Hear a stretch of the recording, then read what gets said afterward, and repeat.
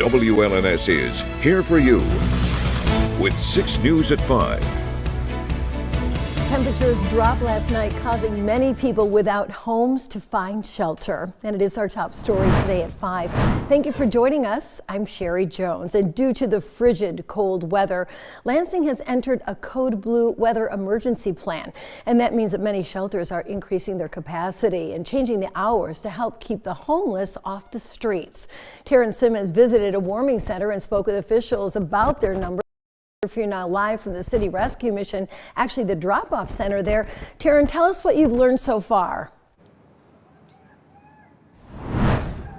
Yeah, sure. I actually spoke to their executive director, and he tells me that the number of people visiting their warming center has doubled since last year. So typically being open in the evening, we had about 50. Now we're upwards of about 90 in the evening. Plus extra during the day as well. Mark Chris, Executive Director of City Rescue Mission of Lansing, says the Outreach Drop-In Center is open to all. Centers across the city are usually open at night, but due to Code Blue, they're open 24/7. Thanksgiving, by example, we had 188 people come through here in a 24-hour period.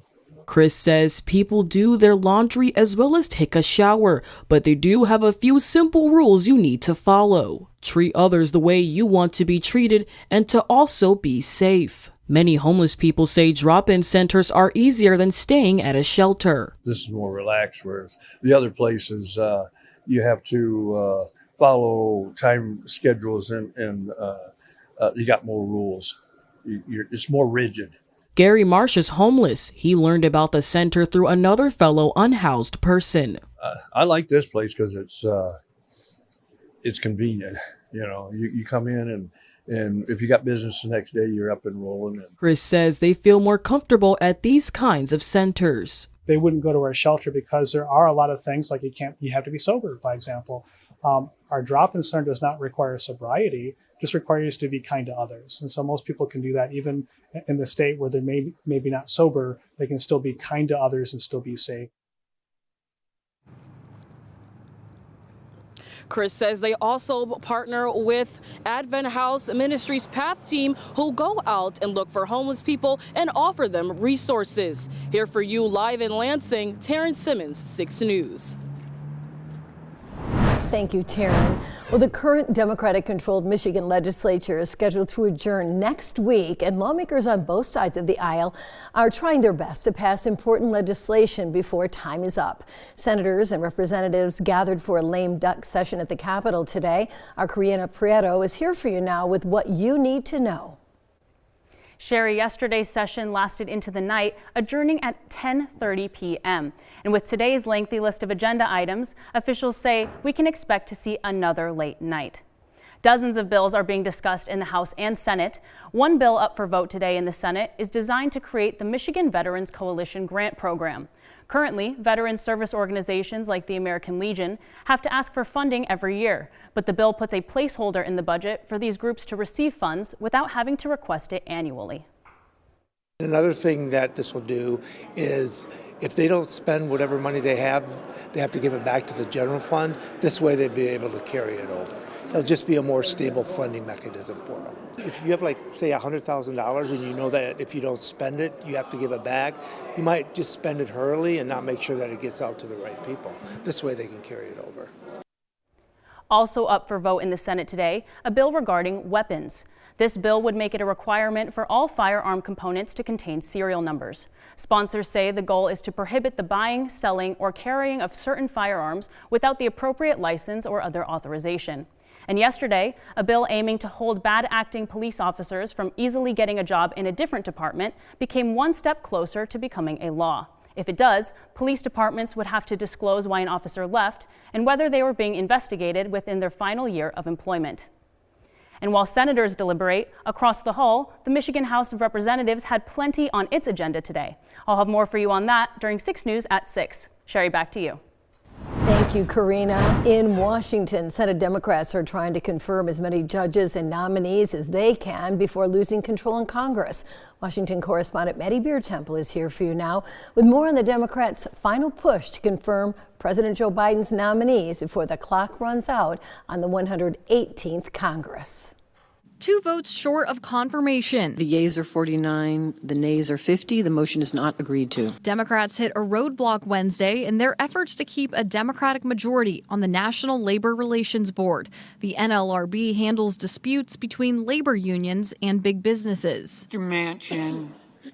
No. 2 outgoing senators and former Democrats, Joe Manchin and Kyrsten Sinema, were the deciding votes to block Chair Lauren McFerrin, to the disappointment of Senate Democratic leader Chuck Schumer. You can't say you're for working families and then go and vote no today, because the NLRB protects workers. Now, President-elect Donald Trump and the soon-to-be GOP-controlled Senate will be able to confirm their own nominees. The blocked confirmation comes as Democrats race to confirm as many federal judges nominated by President Biden as they can. This may be the busiest committee in the Senate. In the Senate Judiciary Committee, Chairman Dick Durbin and his fellow Democrats advanced 2 more judges, adding to an already significant number. We have advanced 373 nominees to the full Senate. All Republicans opposed the nominees. Mr. Grant? No. The judges they're putting forward at this point are unqualified judges that actually view the law and want to rule on the law as it was written, not how they want it to be.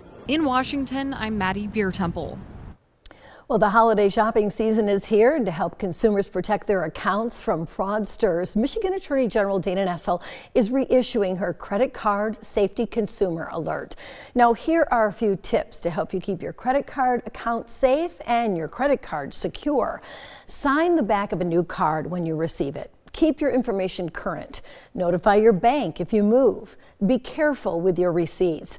Check your receipts against your account to quickly spot any transactions that may be fraudulent. And notify your credit card company about any disputed charges immediately. To report fraud, or if you have a general consumer complaint, just call the Attorney General's Consumer Protection Hotline team at 877-765-8388. And since it is the season of giving, and if you are out and about shopping, why not consider picking up something for children in need? The annual Highfields Toy Drive is now underway, and we're looking for new unwrapped toys, books, or clothing, and we'll accept anything for infants through 18-year-olds. You can drop off your donation right here at the WLNS TV6 studios in Lansing or at any participating Ford dealerships. And you can do it now through December 15th, so just a few more days. The Highfields Toy Drive is just one more way that 6 News is here for you. From Storm Tracker 6, this is Weather First, sponsored by Auto Owners Insurance. Simple human sense. Holiday lights displays across mid-Michigan got a fresh round of snow due to yesterday's round of winter weather. Speaking of, the winner of today's Holiday Lights competition is Jody Griffin from over in Bath. You can see that fresh blanket of snow on the ground, just highlighting some of those beautiful Christmas decorations. This holiday competition will run until Christmas Day, so still a lot of time to submit your pictures. To do so, just go to our website, WLNS.com/holiday-lights. Yesterday's round of winter weather did create some pretty significant impacts on the roadways. That heavy snow was combined with some very gusty conditions, and it did significantly reduce visibility across the area last night into early this morning. Perfect example is this video that we have from one of our viewers over in DeWitt. Now, because of those breezy conditions, we also had a wide variety of snowfall totals across the area.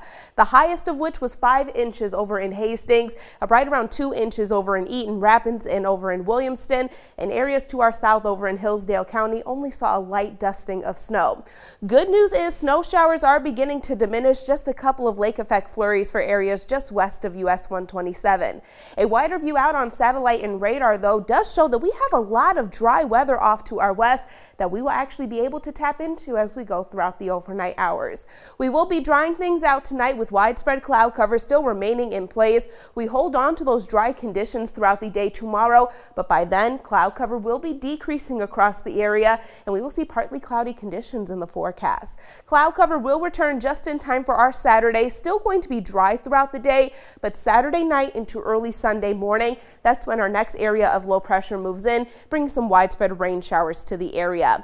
Outside right now, we still do have a couple of flurries stories here in the city of Lansing, but temperatures, well, they're going to be feeling incredibly chilly outside. Currently feeling like -1 degrees over in the capital city. Temperatures 14 degrees, winds a whopping 15 miles per hour coming out of the southwest. Looking like a winter wonderland over in Grand Ledge. Temperatures currently at 14 degrees. Thus far, we've seen winds gusting as high as 29 miles per hour, and our winds will be decreasing as we go throughout the rest of the evening and overnight tonight. Wind chill temperatures -2 degrees over in Jackson, peak wind gusts of 22 miles per hour, and our final stop in the city of Hillsdale with temperatures still at 13 degrees. Keep in mind, slick conditions still going to be highly possible as we go throughout the rest of the overnight hours. Speaking of temperatures tonight, falling down into the single digits, 9 degrees, but it is going to feel like an improvement compared to what we saw this morning because our winds will be lightening up. Still though, wind chill temperature is going to be in the single digits. After that though, notice warmer temperatures do start to move in. We are in the 40s starting on Sunday, rain showers moving in. We dry things out on Tuesday, and then of course temperatures will be a little bit closer to average in the mid to low 30s. I mean, a little bit, but it was like the freezer when we left and this morning. Yeah, so this is, I mean, when I say a little bit better, it's a smidge better here. Smidge is right, yeah. 9 to 12, but the wind does make a big difference. Yeah, so that is going to be decreasing, and then of course those warmer temperatures will help too. All right, thank you, Kendall. Well, 6 News is continuing another holiday tradition this year, and we're asking for your help. We want to recognize remarkable women right here in Mid-Michigan who make a difference for their families and the greater community. If you'd like to submit a name, just click on the Remarkable Women section of our website, WLNS.com, and tell us all about the remarkable woman in your life. We'll pick 4 women and profile them during Women's History Month coming up in March. You have until December 20th to nominate someone. Well, coming up straight ahead on 6 News at 5, it has been 12 years since the Sandy Hook school shooting. We'll tell you what families and advocates are doing to help end gun violence. Keep it right here. 6 News at 5 will return after this.